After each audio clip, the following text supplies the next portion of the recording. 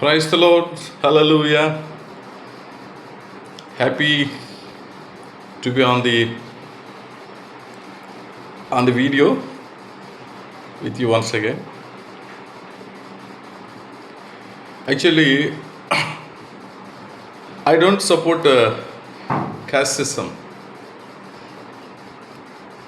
Caste system is worst evil on the face of the earth that has been existing in India. ఈ కుల వ్యవస్థ ఈ భారతదేశంలో తరతరాల నుంచి ఉంటున్నటువంటి ఈ కుల వ్యవస్థ it's a worst enemy, worst evil on the face of the earth which I don't like and I don't support.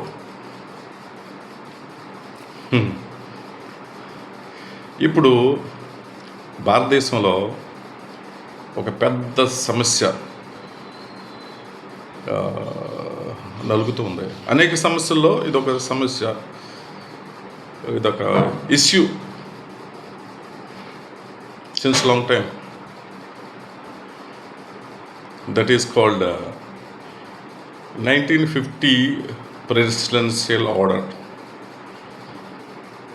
This presidential order యేసు ప్రభువుని రక్షకునిగా నమ్ముకున్నటువంటి దళిత క్రైస్తవులు, అంటే క్రిస్టియానిటీని అవలంబించినట్టు ఇష్టపడినటువంటి దళిత క్రైస్తవులు కులం మారుతారు, వాళ్ళకొక కులాన్ని అంటగట్టి బీసీసీగా చేర్చింది 1950 presidential order, which made under Article 371, I think.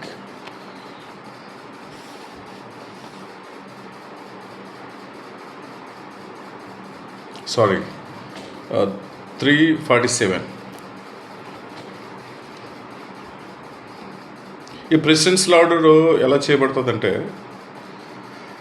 Article 347 empowers the president to identify any caste on the recommendation of the parliament and the governors of the state as a caste.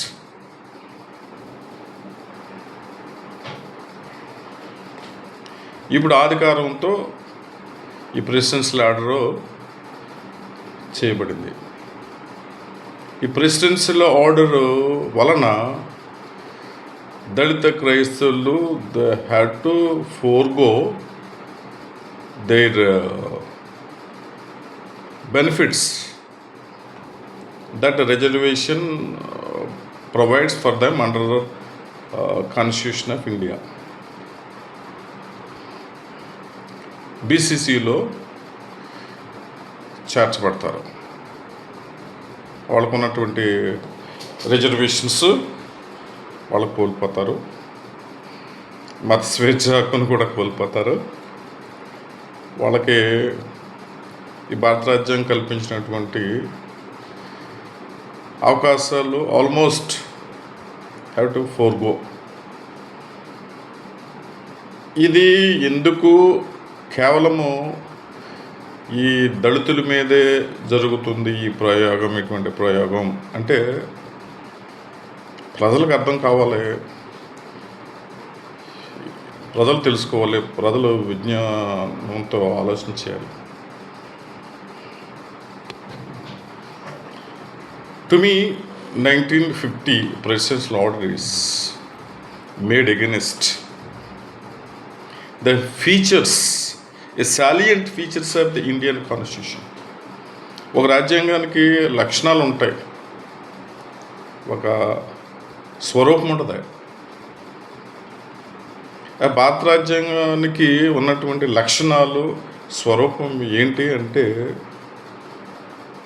రాజ్యాంగం చదివినటువంటి ఒక న్యాయవాదిగా, educated పర్సన్గా ఆ లక్షణాలు, ఆ స్వరూపతను బట్టే ఈ రాజ్యాంగంలోని ఆర్టికల్స్ అన్ని రాయబడతాయి, ప్రభుత్వ నిర్మాణం రాయబడుతుంది, ఆఫీసెస్ నిర్మాణం రాయబడుతుంది, వింగ్స్ నిర్వహణ రాయబడుతుంది.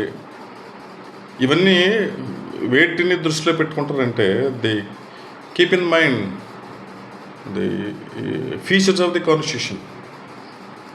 అలాగ పెట్టుకుని చేసినప్పుడే తగిన ఫలితాలు వస్తాయి. ఆ దేశం అభివృద్ధి అవుతుంది, బాగుంటుంది. ఆ దేశంలో శాంతి సమాధానాలు ఉంటాయి.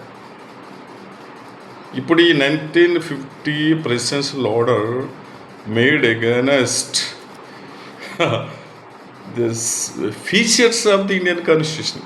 ఇండియన్ కాన్స్టిట్యూషన్ ఫీచర్స్ ఏంటి అంటే, ఇండియన్ కాన్స్టిట్యూషన్ ఫీచర్స్ మొట్టమొదటిగా it's the largest return constitution in the world, very largest and elaborate clear legal document.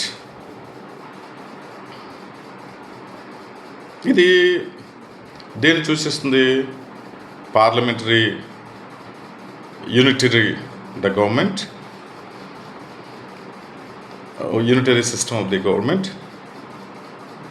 and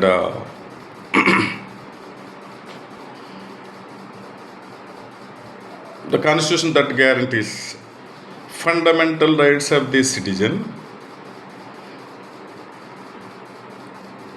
and a constitution that guarantees direct principles of state policy, the secular state, social justice. ఇది రాజ్యాంగ లక్షణాలు.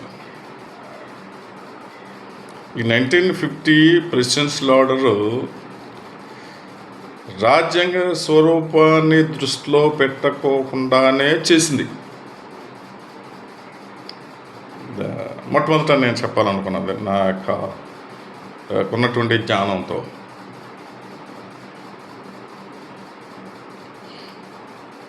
రెండవది, this presidential order violates the freedom of religion. Freedom of religion అనేది one of the fundamental rights of the citizens of India. ఈ దళిత క్రైస్తవులు భారతదేశంలో పౌరులు, హక్కులు కలిగినటువంటి పౌరులు, దేశ నివాసులు, దేశంలో పుట్టినటువంటి వారు, దేశ బిడ్డలు. రాజ్యాంగం వీళ్ళకి మత స్వతంత్ర హక్కు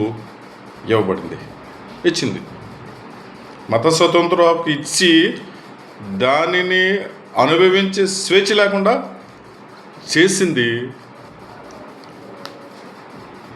ఈ 1950 ప్రెసిడెన్షియల్ ఆర్డర్. అంటే ఆల్మోస్ట్ ఇట్స్ ఏ కాన్స్పిరసీ, కుట్ర ఒక జాతి మీద, ఒక కులం మీద అనేది మన జ్ఞానంతో నిష్పక్షపాతంగా ఆలోచిస్తే క్లియర్గా అర్థమవుతుంది. అయినా ఈ ఇష్యూ కొనసాగుతూ ఉంది. ఎన్నాళ్ళుగానో ఉందో. అసలు ఫ్రీడమ్ ఆఫ్ రిలీజియన్ ఏమిస్తుంది? Freedom of religion gives a right to the person to choose his own religion according to his own choice, to profess and practise and propagate his own faith. అది freedom of religion భారతదేశ పౌరుడికి ఇచ్చినటువంటి మతస్వతంత్రకు స్వేచ్ఛ, which speaks in the Constitution of India, Article 25 to 28.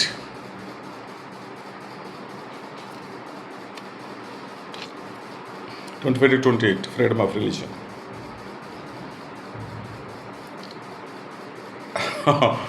ఈ freedom of religion one of the fundamental rights of the citizen. దీన్ని violate చేస్తూ ఈ చట్టము చేయబడింది. మత స్వతంత్ర హక్కు ఇంప్లిమెంట్ కావట్లేదు ఈ మైనారిటీల విషయంలో అనేది ఈ భారతదేశంకున్న చరిత్ర, history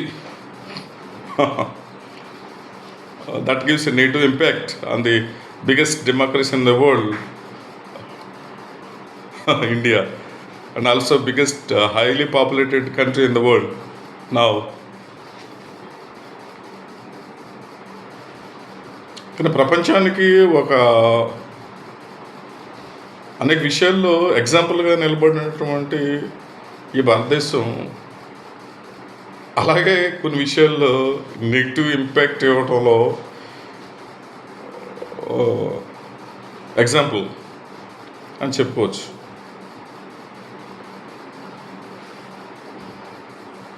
ఈ 1950 Act, 50 Presidential Order made, which is against Dalit Christians, is violating features, రాజ్యాంగ స్వరూపాన్ని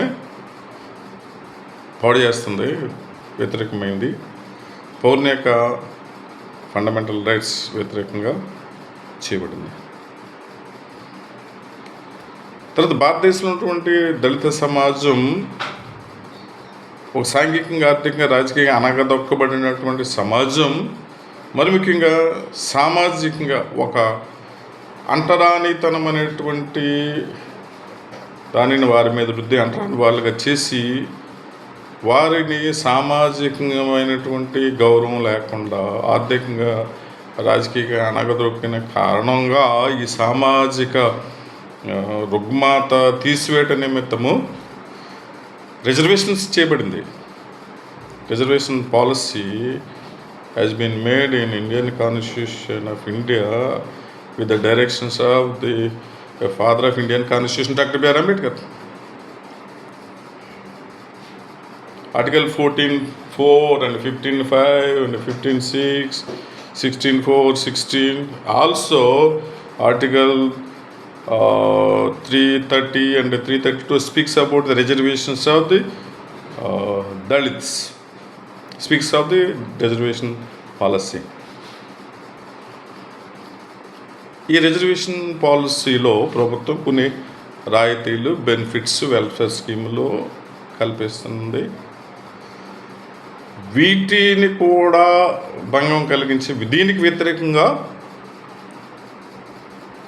ఈ 1950 ప్రెసిడెన్షియల్ ఆర్డర్ చేయబడింది. వాళ్ళు ఇప్పుడు రీసెంట్గా చెప్పబడుతున్న న్యాయ వ్యవస్థలో దళితుల్ని రక్షించడానికి, దాడుల నుంచి రక్షించడానికి న్యాయ వ్యవస్థలో శాసనసభలో చేసినటువంటి అట్రాసిటీ యాక్ట్ కూడా ఈ దళిత క్రైస్తవులకు ప్రివెన్షన్ ఆఫ్ అట్రాసిటీస్ అది వర్తించదు అన్నట్లుగా చెప్పబడుతూ ఉంది, which is against law, constitution and హక్కులకి భంగం, దేశ పౌరుల్ని, సొంత దేశ ప్రజల్ని సపరేట్ చేయడం, రిజర్వేషన్ పాలసీకి వ్యతిరేకంగాను చేయబడినటువంటి ఇది 1950 ప్రెసిడెన్షియల్ ఆర్డర్. సో నౌ అనేక సంవత్సరాలుగా ఈ దళితులు ఈ ఇష్యూ మీద పోరాటం చేస్తూ ఉన్నారు. న్యాయస్థానాలకి ప్రార్థనల పూర్వకంగా, విజ్ఞాపనలతో శాంతియుతంగా న్యాయస్థానాలకి వెళ్తూ ఉన్నారు. న్యాయస్థానంలో రిట్ కేసెస్ ఫైల్ చేస్తూ ఉన్నారు. అయినను ఈ సమస్యకి పరిష్కారం దొరకకుండా కంటిన్యూస్గా ఈ పౌరులకు హక్కులు, పౌరులకు సంక్షేమం, జీవన విధానం, మనుగడ, గౌరవప్రదమైన జీవితాన్ని భంగం కలిగిస్తూ ఉంది. అటువంటి పరిస్థితులు ఇంకా కొనసాగుతూ ఉన్నాయి. ఈ 1950 ప్రెసిడెన్షియల్ ఆర్డర్ వలన ఎందుకు ఒక దేశంలో ఒక వర్గానికి అన్యాయం ఎందుకు జరుగుతుందంటే, దిస్ ఈజ్ ఆల్ పార్షియాలిటీ, ఒక ద్వేషం. దేశంలో పౌరులందరూ ఆ దేశంలో బ్రతకడానికి, ఆ దేశ సంపద అనుభవించడానికి, ఆ దేశంలో జీవించడానికి అర్హులు. It's a nature gift and God's gift. అంతే. న్యాయ వ్యవస్థలు, రాజ్యాంగము, చట్టాలు ఉన్నటువంటి దేశంలో పౌరుడు స్వేచ్ఛగా సంక్షేమంతో బ్రతకడానికే ఈ వ్యవస్థలు నిర్మించబడినవి అనేవి మనకందరికీ తెలుసు. అయినను కొన్ని కులాల వాళ్ళు, కొన్ని వర్గాల వాళ్ళు అణగదొక్కబడుతూ ఉన్నారంటే there has been a problem. There has been a negative reason existing. అంటే ఈ కుల వ్యవస్థతో మనుషులను విభాగించి పరిపాలించి అణగదొక్కేటువంటి సిస్టము ఈ కాన్స్టిట్యూషనల్ ఇండియా, ఈ స్వతంత్ర భారతదేశంలో ఇంకా ఉండటం it's a shame on Indian democracies, shame on Indian government, shame on Indian judiciary, shame on India, integrity of India.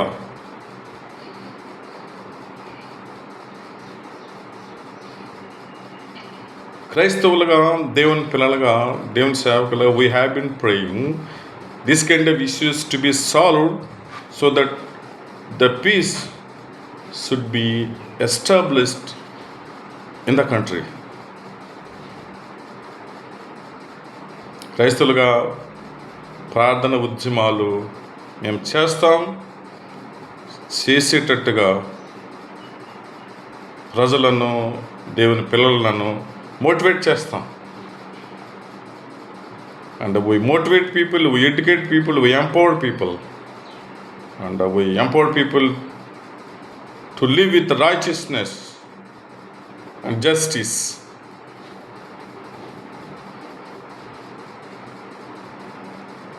సమాజం, ప్రభుత్వాలు, నాయకులు, పెద్దలు, జ్ఞానం, వివేకం ఉన్నటువంటి వాళ్ళు, నాయకులని చెప్పుకుంటున్న వాళ్ళు ఆలోచించాలి. ఏ దేశంలో అయితే అణచివేత ఉంటుందో, ఏ దేశంలో అయితే ఈ యూనిటీ, ఐక్యత లేనటువంటి పరిస్థితి ఉంటుందో, ఏ దేశంలోనైతే నిజాయితీ లేకుండా ఉంటుందో, ఏ దేశంలోనైతే న్యాయం ఉండదో, ఆ దేశం ఎప్పటికీ అభివృద్ధి కాదు. ఎన్ని వనరులున్నా న్యాయం లేని దేశం, నీతి లేని దేశం ఎప్పటికీ అభివృద్ధి కాదు. It's very clear. అనేక దేశాల ఎగ్జాంపుల్ తీసుకుంటే మనకు అర్థమవుతుంది. ప్రపంచ దేశాల్లో లంచగొండితనం,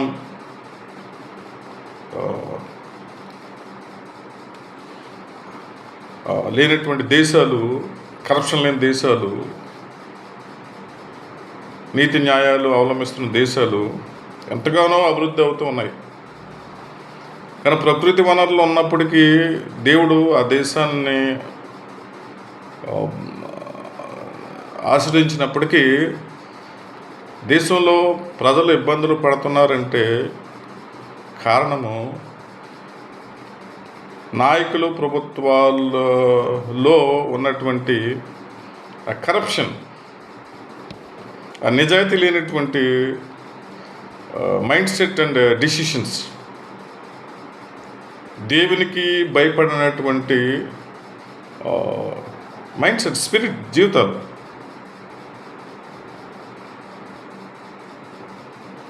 అహంకారం, ఇటువంటి పరిస్థితి. సో దేవునికి అసాధ్యమైంది ఏమీ లేదు. దేవుడు నీతిని న్యాయం జరిగించుకోడు. God is ever righteous, ever justice. There is no dispute in it, right? So the మేధావులు,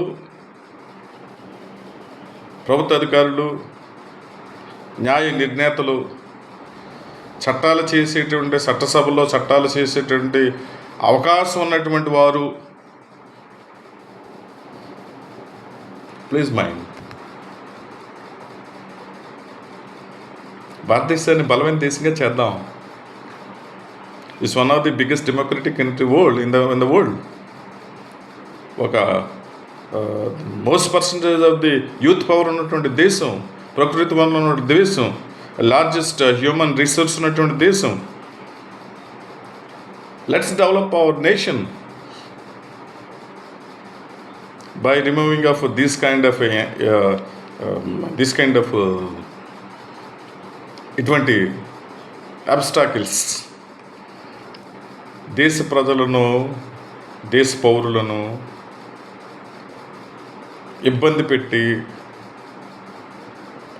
దేశ సంక్షేమాన్ని కాలరాసేటువంటి ఆలోచనలో లెట్ us stop. భారతదేశ పౌరుడిగా I'm proud. I'm proud to being a citizen of India. I love to live in India. I love to die in India. భారతదేశంలో బ్రతకటం నాకు ఇష్టం, భారతదేశంలో చనిపోవటం నాకు ఇష్టం. భారతదేశము నా దేశము, భారతీయులందరూ నా జాతి వారు. నా జాతి దీవించబడాలి, ఆశ్రయించబడాలి. నా దేశంలో శాంతి సమాధానం ఉండాలి. నా దేశం అభివృద్ధి అవ్వాలి. నా దేశ పౌరులు అందరూ కూడా సమానులు. ఒక తండ్రి, ఒక తల్లి బిడ్డలు, భారత మాత బిడ్డలు, the children of God. Heavenly Father God, I just pray for your grace and love, mercy. I pray that you will remember India. Remember Indian democracy, heads of Indian democracy, heads of Indian judiciary, heads of the legislatures. I pray that you will anoint them with the wisdom and the knowledge and the power of thy Holy Spirit with the word, so that they will render the justice, the poor and the need in the country. God bless India. God bless you.